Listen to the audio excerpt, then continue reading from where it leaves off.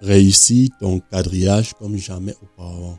Pour cela, il te faut d'abord savoir qu'est-ce que c'est le quadrillage. C'est quoi le quadrillage? À quoi ça sert? En dessin réaliste, le quadrillage vous permet de représenter vos modèles physiques ou alors vos modèles photos sur papier. Il vous permet de présenter de façon fidèle les traits caractéristiques de votre modèle.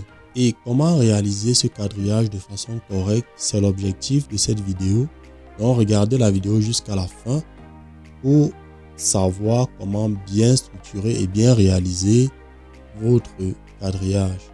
Et pour ceux qui resteront bien évidemment jusqu'à la fin, il y aura un petit bonus. Le petit bonus en question, je ne vais pas vous dire ce que c'est.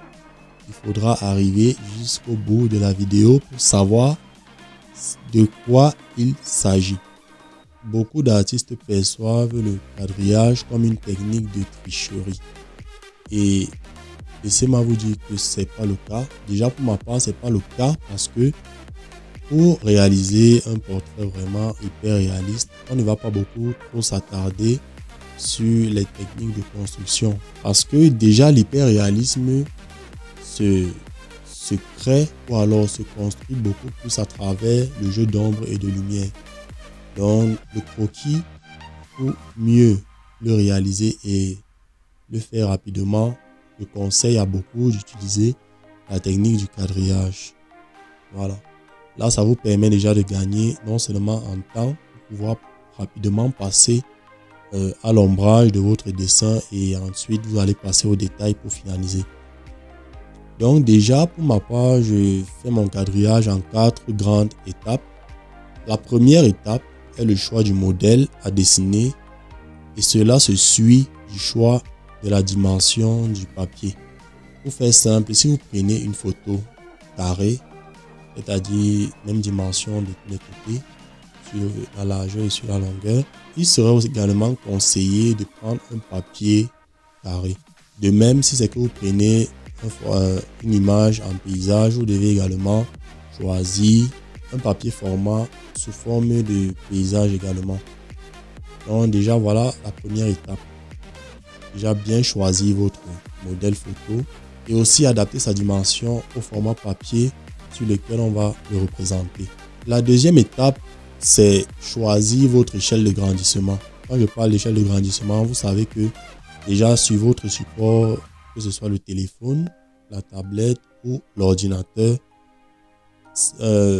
votre modèle ne peut pas avoir la taille réelle que vous voulez lorsque vous êtes en train de dessiner. Donc quand je parle donc de grandissement, c'est que forcément, lorsque vous allez représenter votre dessin sur le papier, il aura une taille supérieure à votre modèle photo. Donc pour cela, vous allez utiliser la grille.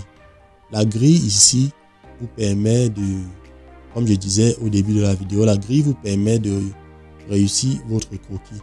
Et ici, pour tracer la grille sur notre modèle photo, nous allons utiliser l'application Grid Drawing. Ça vous facilite le tracé de la grille sur votre modèle photo. Par exemple, si vous avez une photo carrée et que vous souhaitez la représenter sur une dimension 50 par 50, moi par exemple j'utilise des petits carrés de dimension 2 cm de côté. Donc si c'est que vous utilisez, donc si c'est que vous voulez réaliser votre portrait en utilisant les dimensions que moi j'utilise, à savoir 2 cm de côté sur les petits carrés bien sûr. Dans l'application, je vais entrer comme données 25 pour la colonne et 25 également pour les lignes. Donc on aura 25 lignes, 25 colonnes qui multiplié par 2 va vous donner 50 par 50 en fonction du côté des lignes et du côté des colonnes.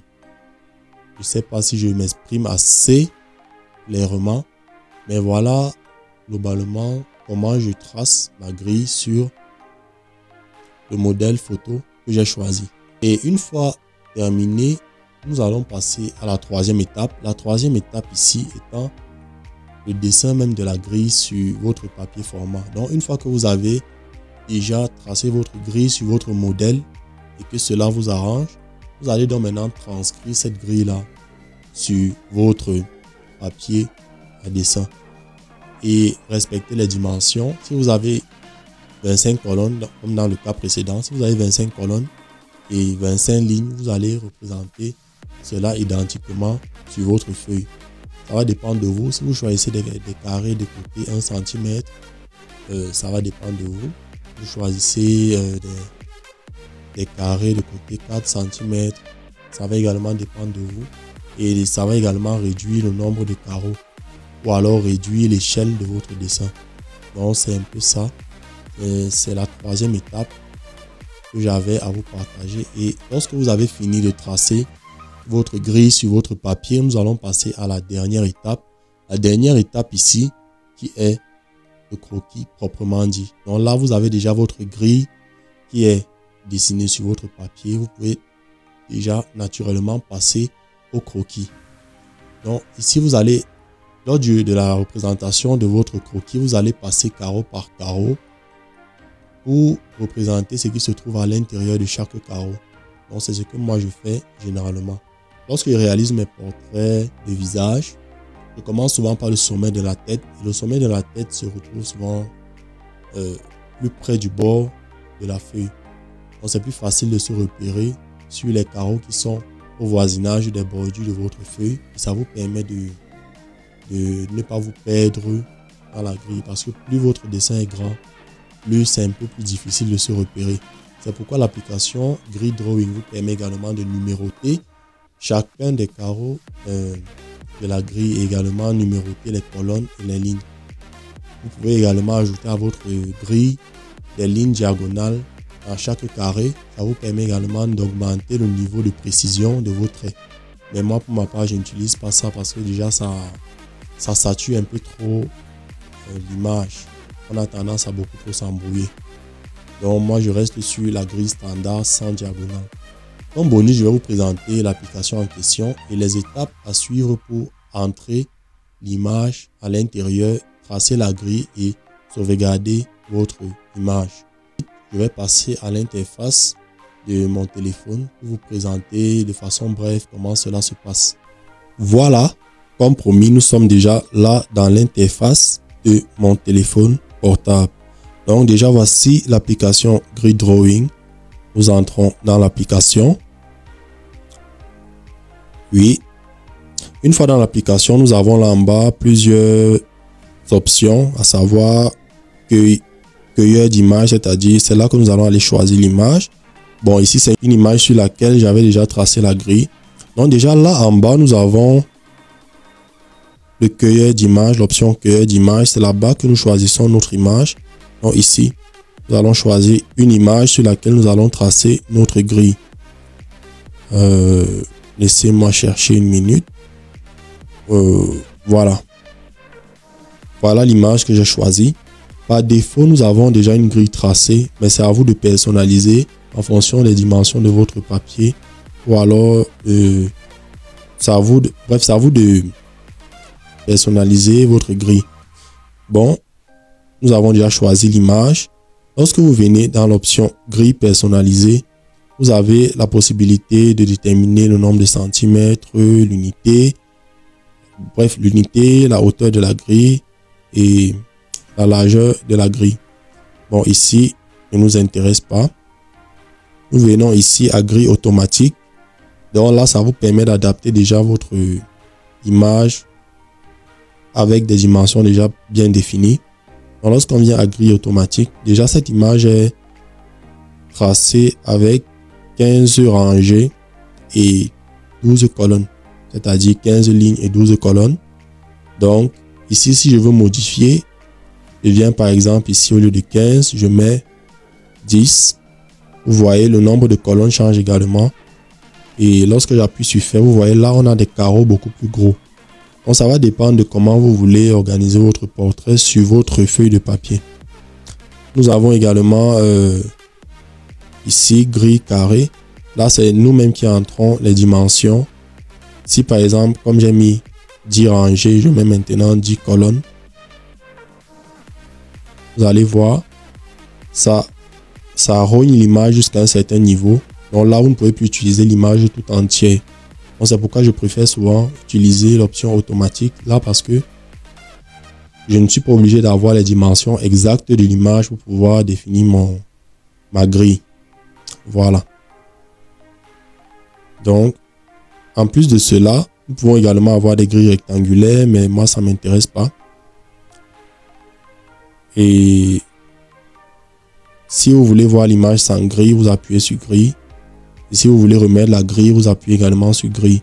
Comme je parlais de diagonale à l'intérieur des carrés, c'est à ce niveau que l'on ajoute au niveau de diagonale. Vous voyez, ça me demande de régler l'opacité des lignes diagonales. Je vais un peu réduire pour que ça ne nous sature pas trop la vue. Voilà. Vous voyez, ça a tracé les diagonales à l'intérieur de notre... à l'intérieur des grilles de notre dessin. Voilà. Nous pouvons également changer la couleur de cette grille-là. Donc, on vient à couleur. On va baisser le niveau. Voilà. Vous voyez maintenant, on a le cercle chromatique. On peut choisir la couleur de la grille qu'on veut. Si je veux par exemple une grille rouge, je viens là, je choisis le rouge. Je mets d'accord, vous voyez, la grille devient rouge. Voilà. Et là, je constate que la couleur de la grille est beaucoup plus... Bon, la couleur de la grille concerne uniquement la grille, pas les lignes diagonales. Voilà, donc ça vous permet également de distinguer chacune des différentes lignes lorsque vous travaillez. Bon, et maintenant, nous allons passer au niveau de l'étiquette. L'étiquette vous permet de numéroter vos grilles de façon automatique. Si j'appuie étiquette, vous voyez, c'est en train de me présenter un petit menu. Bon, moi, je mets d'accord. Vous voyez, ça numérote la grille. Nous avons la ligne A qui va de A0 à A7. Et chaque ligne a une lettre numérotée. Donc, on va de 0 à 7. Et au niveau des lignes, on a la ligne A, la ligne B, la ligne C, ainsi de suite, jusqu'à la ligne J. Voilà. Maintenant, nous pouvons également régler l'épaisseur de notre grille. Si on voit que les lignes sont trop petites pour nous, sont trop grosses pour nous, on peut réduire à 1. On appuie sur fait. Vous voyez, la ligne est beaucoup plus fine. Si on veut augmenter l'épaisseur, on peut monter même jusqu'à, je sais pas si, voilà, le maximum c'est 10. Si je mets jusqu'à 10, vous voyez, ça augmente. Donc voilà à peu près les petits outils. Bon, bref, le reste des outils n'est pas très important pour nous. Ce qui nous intéresse, c'est le tracé de la grille. Et ces autres options-là, vous pouvez vous amuser à voir à quoi cela sert. Pour ceux qui veulent imprimer, ils peuvent appuyer sur sauvegarder ou alors imprimer. Ils vont imprimer le document avec la grille qui va leur permettre de travailler. Pour ceux qui ne veulent pas imprimer, vous enregistrez juste sauvegarder. Vous mettez le nom. Moi, par exemple, je vais mettre Mirador. Voilà. Je choisis le type de fichier JPEG, PNG ou bien WebP. Bon, moi, je préfère PNG. Tu choisis l'endroit où tu vas enregistrer. Et une fois que c'est fait, tu appuies sur sauvegarder et c'est terminé. Ça prend un peu plus de temps. Voilà, c'est terminé. Donc, voilà à peu près comment on utilise cette application. J'espère que la vidéo vous a plu et que ça vous a beaucoup aidé dans l'avancement de votre travail. Donc déjà, merci infiniment de votre soutien.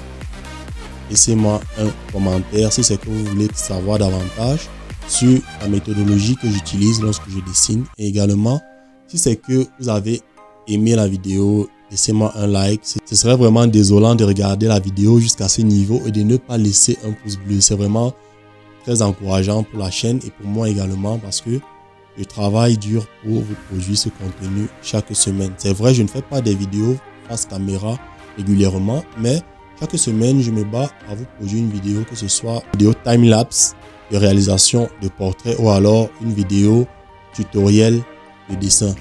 Donc, je vous en prie, abonnez-vous et on va se revoir la semaine prochaine pour une prochaine vidéo. Jusque-là, travaillez dur, prenez vos crayons et faites-les saigner à mort. Donc, on se prend la semaine prochaine pour une prochaine vidéo, les gars.